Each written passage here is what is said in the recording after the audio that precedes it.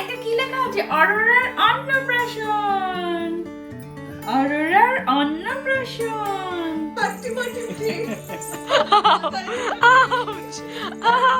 চটকা নয়, আর চটকাতে হবে না। পারে। এই যে এই যে এই যে এই যে এই যে এই যে এই যে এই যে এই যে কি আমরা দেবা আর দেবী দুজনেই অসুস্থ। তোমাদের বলছিলাম না যে পুটুর শরীরটা খারাপ। আমার এই 5 বছরে জার্মানিতে কোনো দিন জ্বর টর হয়নি, কিচ্ছু হয়নি। আমি আগের দিনই বলছিলাম একদম গর্ব করে যে আমি ওষুধ আনতাম, ওষুধ এক্সপায়ার করেছে, তো ইউজই করতে পারিনি ওষুধ। 2-3বার ওষুধ ফেলে দিতে হয়েছে। ব্যাস, যেটা হয় নিজেই জিঙ্কস করে দিয়েছি। এই 5 বছরে প্রথমবার আমারও জ্বর আসছে। বাকি দুজন আমার ঘরের মহিলারা তারা অলরেডি অসুস্থ, দেখে বুঝতেই পারছো। আরেকজন ঘুমোচ্ছে। আমরা কাশি আমি আর পুটু কাশি অবধি পৌঁছে গেছি, জ্বর সেরে কাশিতে হয়ে গেছে, আর ও এখন জ্বরের আমি এখন এগোচ্ছি ওই দিকে। মোটামুটি পরশুর মধ্যে তুইও কাশি হয়ে যাবি, তখন আমরা সবাই কাশি। ভাইরাল ফিভার তো যেটা হয় আর কি, একজনের থেকে। সেদিনকে ওই ভ্যাকসিন নিতে গেছিল আগের সপ্তাহে, ওইখান থেকে শুরু। ওইটা হচ্ছে সূত্রপাত। ভ্যাকসিনের জন্য না, হ্যাঁ। ওইখানে আমরা ঠিক করেছি। আর ওই কি সুন্দর ওয়েটিং রুম, কি সুন্দর ওয়েটিং রুম, কোনো স্ক্রিন নেই। ওই ওয়েটিং রুমে আর বসবো না।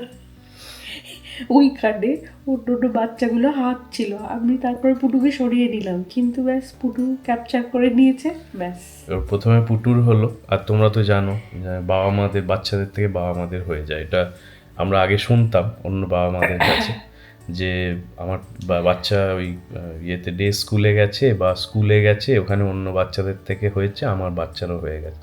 কেন, আমার অফিসের একটা ম্যানেজার আছে, ওর টুইন্স।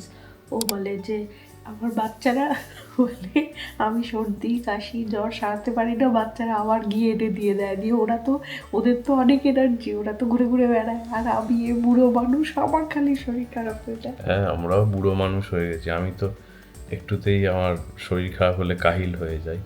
সেটাই আমার হচ্ছে আস্তে আস্তে। শেষটার তো গতকাল থেকে শরীর খারাপ, তাও অনেক কিছু করছে। যাই হোক, এখানে বসে বসে ভিডিও বানাচ্ছি যে যাতে খুব বেশি খাটনি না হয়। কোথাও বেরোনোর তো আর প্রশ্নই উঠছে না, এই উইকেন্ডে আর বেরোনো হবে না। তাই ভাবলাম যে যেগুলো ভিডিওগুলো আছে সেগুলোর থেকে কিছু কিছু জিনিস তোমাদেরকে দেখাই।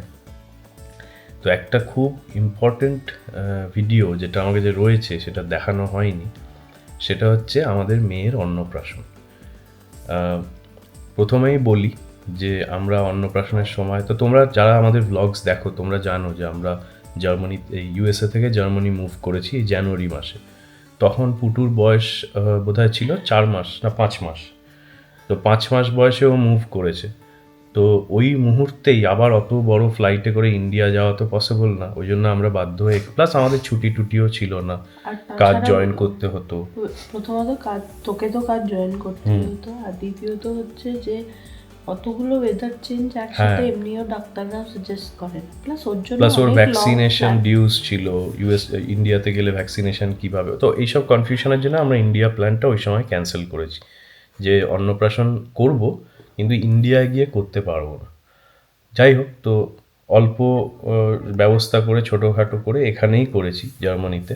এবং পুটুর মাসি এসছিল যে, সেটা ওই কারণেই প্রাইমারিলি। বিদেশে যদি কখনো বাচ্চা টাচ্চা হয় এবং তাদের বাড়িতে যখন দেশ থেকে মা বাবা ভাই বোন যে দেশ থেকে যে আসুক, অনেক যারা আর কি এই ধরনের মানসিকতা, তারা এই টিপ্পণীগুলো খুব করে যে হ্যাঁ বাচ্চা ধরার জন্য নিয়ে যাচ্ছে, ফ্রিতে বেবি সিটার নিয়ে যাচ্ছে, এসব বলে।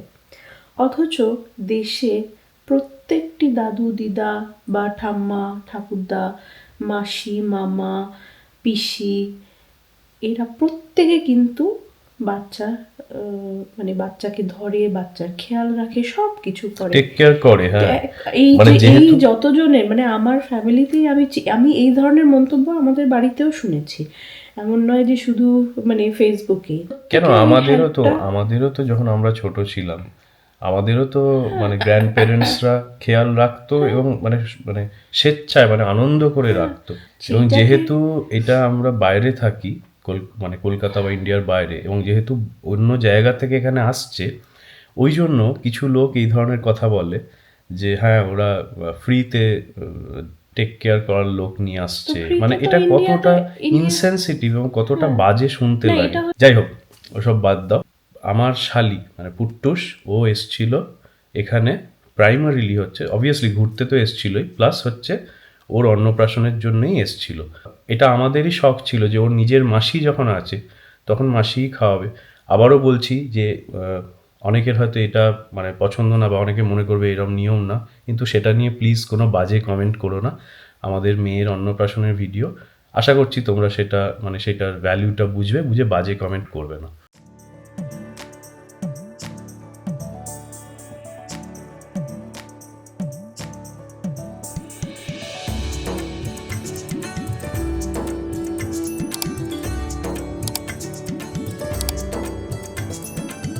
আমি শাড়ি পরতে জানি না, বাট চেষ্টা করছি। But আমার বন্ধুদের মধ্যে আমি সবচেয়ে ভালো শাড়ি পরতে পারি, মানে কতটা ঠিক বাজে।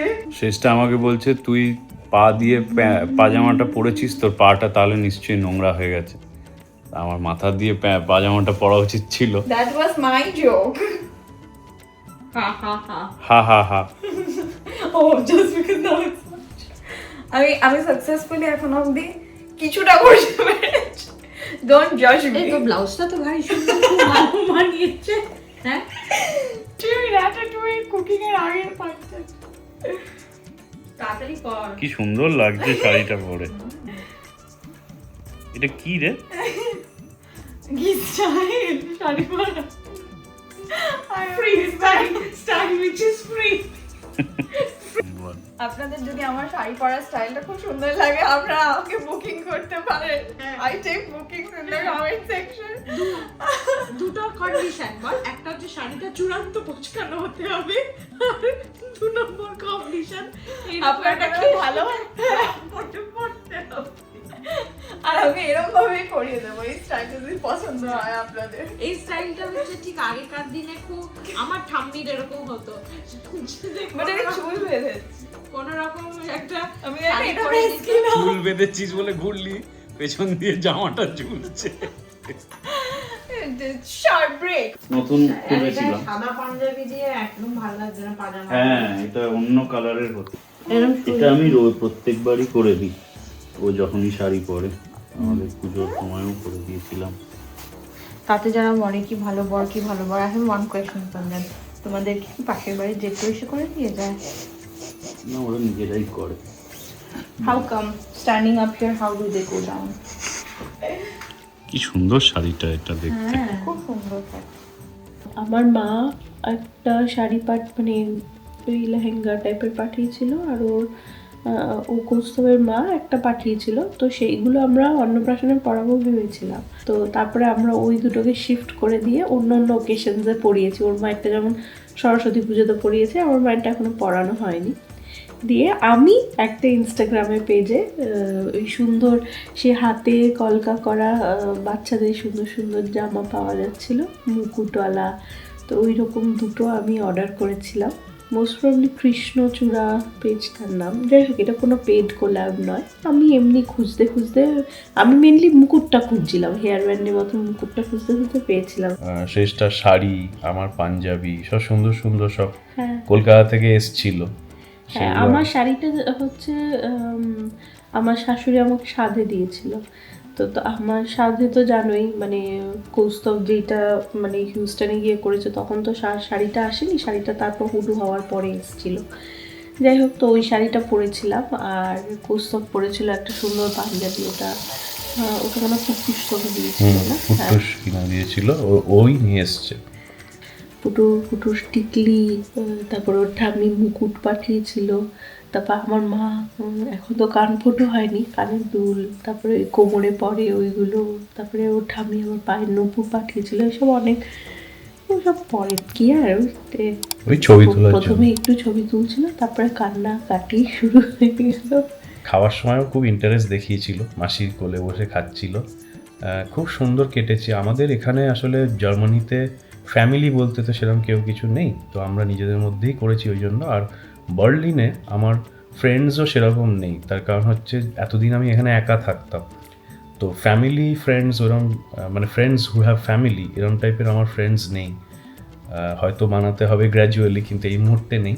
কিছু ফ্রেন্ডস মানে একজন দুজনকে চিনতাম, তারা এখন আর বার্লিনে থাকে না, তারা এখান থেকে চলে গেছে। ওই জন্য সেই অর্থে কাউকে ডাকতে পারিনি, নিজেদের মধ্যেই করেছি। এই কারণেই করেছি যাতে ওই অনুষ্ঠানটা অ্যাটলিস্ট মানে ফিউচারে গিয়ে অ্যাটলিস্ট ওরম না মনে হয় যে কোনো অনুষ্ঠানই করলাম না। আমাদের প্ল্যান আছে যে ইন্ডিয়া যখন যাব নেক্সট, তখন একটু কিছু একটা অনুষ্ঠান ওর জন্য করবো, এটা ইচ্ছে আছে মনে মনে, দেখা যাক কী হয়। তো আশা করছি তোমাদের ভালো লাগলো, জানিও কমেন্টসে যে কেমন লাগলো আমাদের এই ছোট্ট যে অনুষ্ঠানটা করেছিলাম, কেমন লাগলো। বুঝছো? টাটা।